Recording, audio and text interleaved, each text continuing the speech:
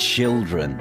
Such delightful additions to our everyday lives. They're cute and sweet and learning everything for the first time. And then your kid goes and says something like, "Goodbye, Dad," said my 2-year-old son. "No, we say good night." "I know, but this time it's goodbye."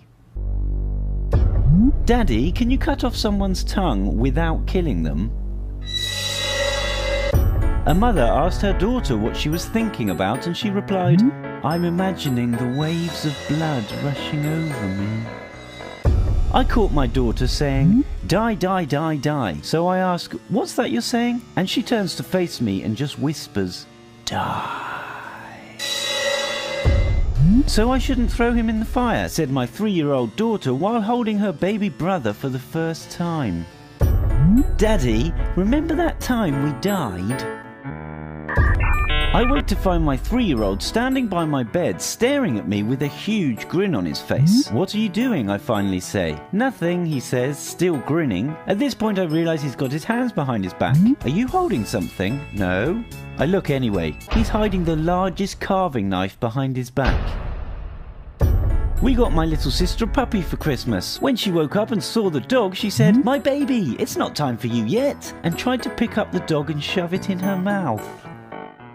We had just moved into a new house and 2 kids showed up at the door. When I asked if I could help them, one of them said, "Our mum wants us to tell you the old people who used to live here are buried at the end of the road." They ran off and I've never seen those kids again to this day.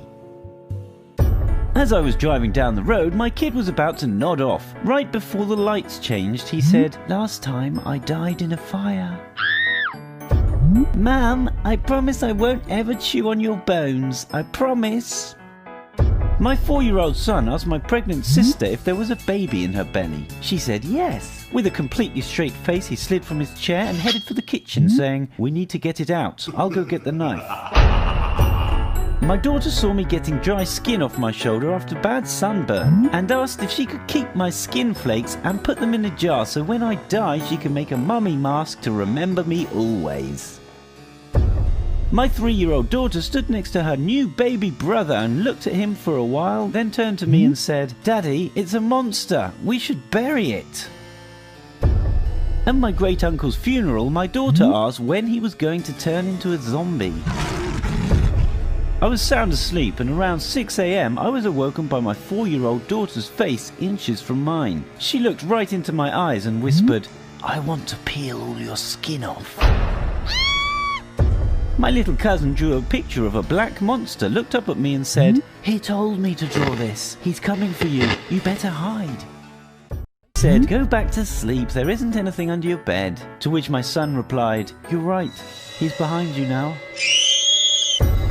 "Daddy, I love you so much that I want to cut off your head and carry it around so I can see your face whenever I want."